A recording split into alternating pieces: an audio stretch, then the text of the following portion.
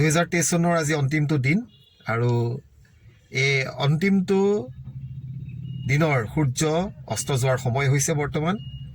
এই মুহূৰ্তত আমি আছোঁ তেজপুৰ ইউনিভাৰ্চিটিৰ সন্মুখত।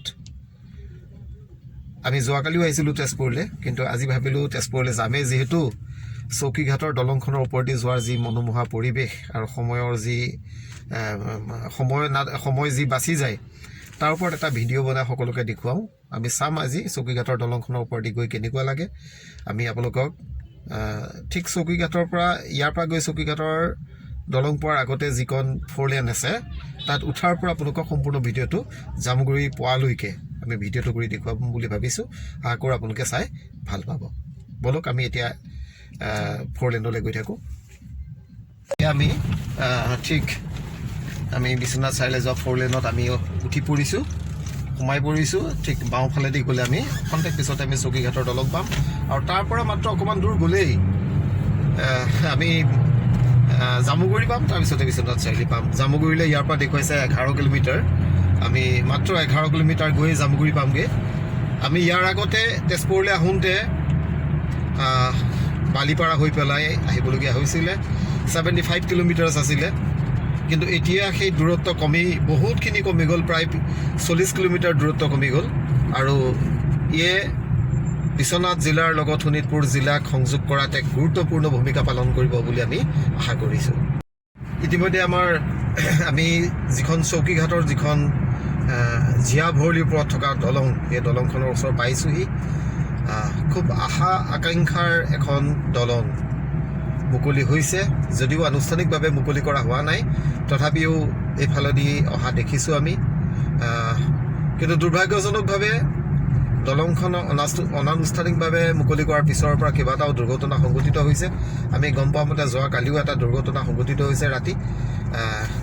কাৰণ ৰাস্তাটো খুব ধুনীয়া, গতিকে যান বাহনৰ গতিবেগো সেইমতে বাঢ়িছে নিশ্চয়, সেইকাৰণে হয়তো দুৰ্ঘটনা বেছি হৈছে। আমি সকলোকে সাৱধান হ'বৰ কাৰণে আহ্বান জনাইছোঁ। ইয়াত আমি দেখিবলৈ পাম সকলোৱে এখন হ'লেও স্মৰণীয় কৰি ৰাখিবৰ কাৰণে এখন ফটো উঠিছে। আমিও ভাবিছোঁ মাজভাগত গৈ পেলাই অকণমান খোজকাঢ়িম, এখন ফটো উঠিম, স্মৰণীয় হৈ থাকিব দিনটো। আমি ঠিক দলঙৰ ওপৰ ভাগ পাইছোঁহি। আমি এটা ভাল জেগা চাই পেলাই আমি ৰখি পেলাই ফটো এখন উঠিম বুলি ভাবিছোঁ। দেখা যাওকচোন কেনেকুৱা লাগে। কিছুমান চিনাকি মানুহ দেখা পৰিলক্ষিত হৈছে। আমি অকণমান মাজভাগত গৈ পেলাই ৰখিম। বহুত মানুহ আহিছে চাবলৈ।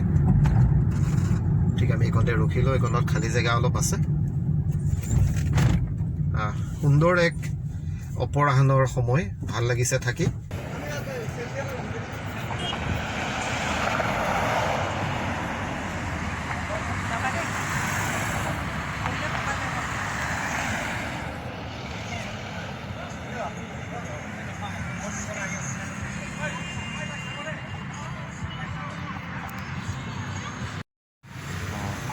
সুন্দৰ আবেলিৰ সময় চোৱা।